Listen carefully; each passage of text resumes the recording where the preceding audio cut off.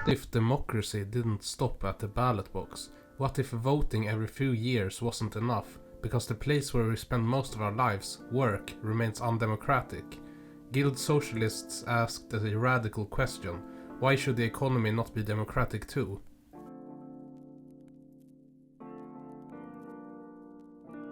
By the early 20th century, socialism faced a problem.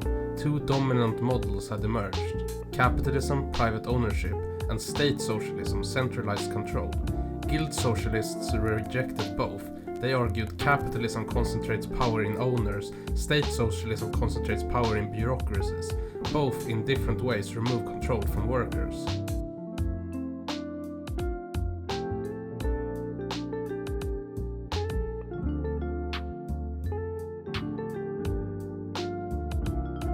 At the center of this movement was G.D.H. Cole. He envisioned a society where industries are controlled by workers, organized into democratic guilds, coordinated with but independent from the state.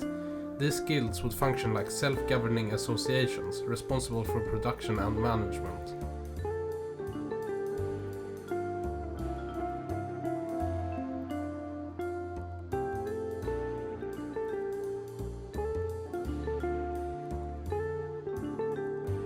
The term comes from medieval craft guilds, but the idea is modernized. In guild socialism, workers in each industry form a guild. The guild collectively owns and manages production. Decisions are made democratically. This includes working conditions, production levels, and organizational structure.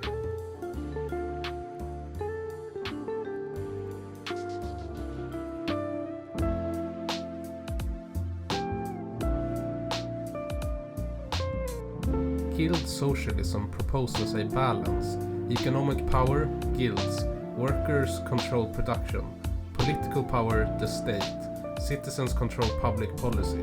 The two interact, but neither dominates the other. This avoids total market control and total state control.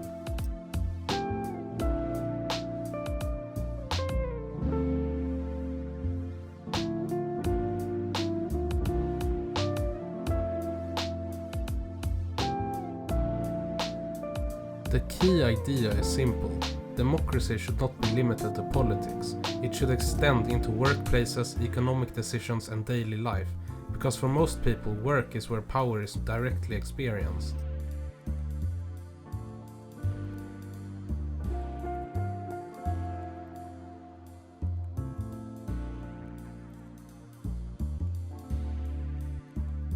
Guild socialists argue that capitalism creates alienation, lack of control, and power imbalances. Workers follow orders, do not control outcomes, and have little to say in decisions. Even if politically free, they are economically constrained.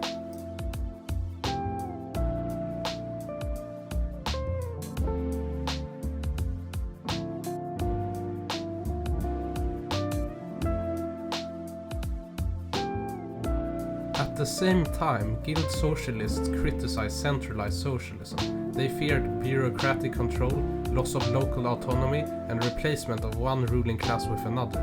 They wanted to avoid a system where the state becomes the new employer of all.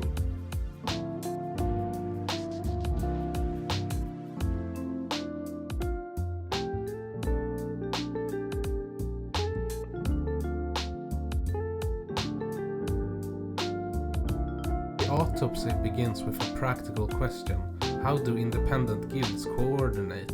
Modern economies require complex supply chains, large-scale planning, and integration across sectors. Without central coordination, inefficiencies may arise, conflicts between guilds may emerge.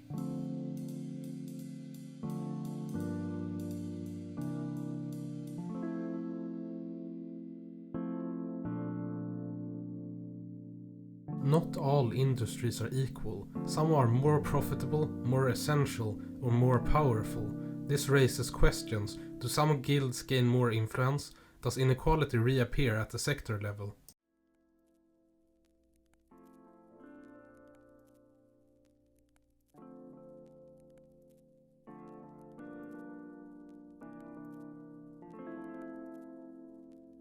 Guilds represent workers, but what about everyone else? Consumers, for example. depend on goods and services, but do not directly control guild decisions.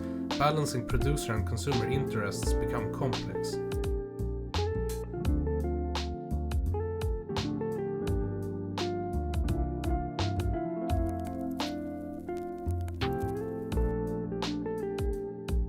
Democracy requires engagement, but not everyone wants to participate constantly. Decision-making can be time-consuming.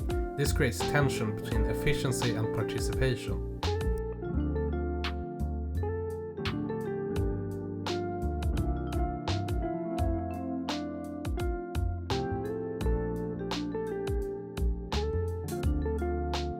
Despite these challenges, guild socialism offers powerful insights. Work is political, power exists not just in government but in the workplace. Democracy can expand, it is not limited to elections. Ownership matters, control over production shapes freedom.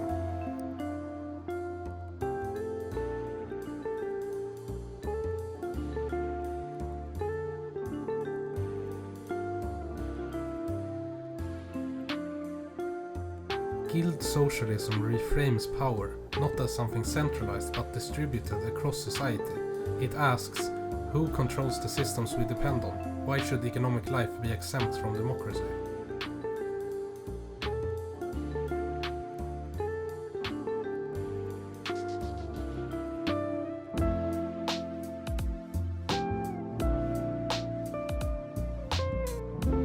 Guild socialism occupies a middle ground, not individual capitalism, not centralized socialism, but a network of democratic institutions. It tries to solve a core problem, how to combine freedom with collective control.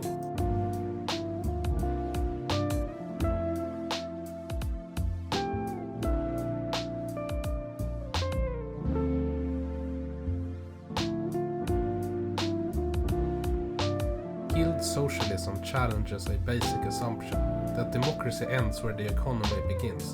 It insists that if we value self-government, we must extend it to where we work, because without economic democracy, political democracy may be incomplete.